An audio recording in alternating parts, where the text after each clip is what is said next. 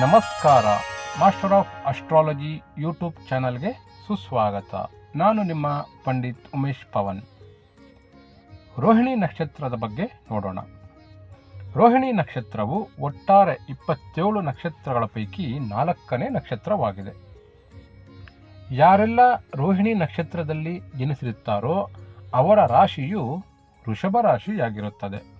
ಈ ವೃಷಭ ರಾಶಿಗೆ ಅಧಿಪತಿ ಗ್ರಹ ಶುಕ್ರ ಮತ್ತು ಈ ನಕ್ಷತ್ರದ ಅಧಿಪತಿ ಚಂದ್ರ ಗ್ರಹವಾಗಿರುವುದರಿಂದ ಈ ನಕ್ಷತ್ರದವರಿಗೆ ಶುಕ್ರ ಮತ್ತು ಚಂದ್ರ ಗ್ರಹದ ಗುಣಲಕ್ಷಣಗಳು ಹೆಚ್ಚಾಗಿರುತ್ತವೆ.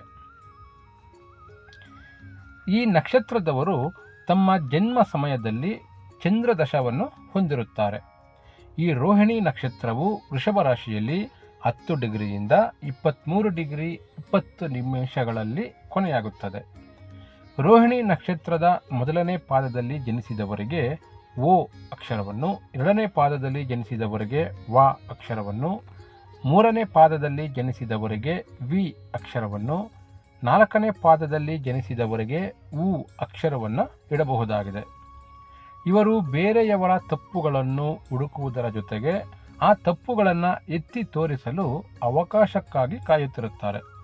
ಈ ನಕ್ಷತ್ರದ ರಾಶಿಯ ಅಧಿಪತಿ ಮತ್ತು ನಕ್ಷತ್ರಾಧಿಪತಿ ಜಲತತ್ವದ ಗ್ರಹಗಳಾದ ಶುಕ್ರ ಮತ್ತು ಚಂದ್ರ ಆಗಿರುವುದರಿಂದ ಇವರು ಹೆಚ್ಚು ಮೃದು ಸ್ವಭಾವದವರು, ಸೌಂದರ್ಯಕ್ಕೆ ಆಕರ್ಷಕರು, ಶಾಂತ ಸ್ವಭಾವದವರು, ಸ್ನೇಹ ಸ್ವಭಾವದವರು, ಸೌಂದರ್ಯ ಆರಾಧಕರು,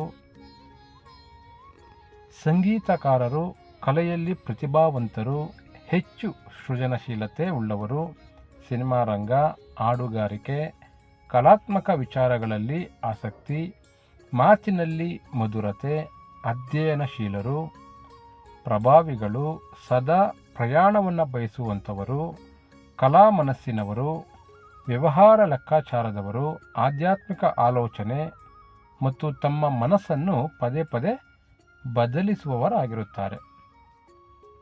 ಈ ರೋಹಿಣಿ ನಕ್ಷತ್ರದವರಿಗೆ ಬುಧ ಗ್ರಹದ ಸಮಸ್ಯೆಗಳನ್ನು ಸೂಚಿಸುತ್ತದೆ. ರೋಹಿಣಿ ನಕ್ಷತ್ರದವರು ಸ್ನೇಹಿತರು, ಸೋದರ ಮಾವನಿಂದ ಸಮಸ್ಯೆಗಳನ್ನು ಎದುರಿಸುತ್ತಾರೆ. ಸ್ನೇಹಿತರಿಗೆ ಸಹಾಯ ಮಾಡಿದರೂ ಅವರಿಂದ ಸಹಾಯ ಹಸ್ತ ಇವರಿಗೆ ಸಿಗುವುದಿಲ್ಲ.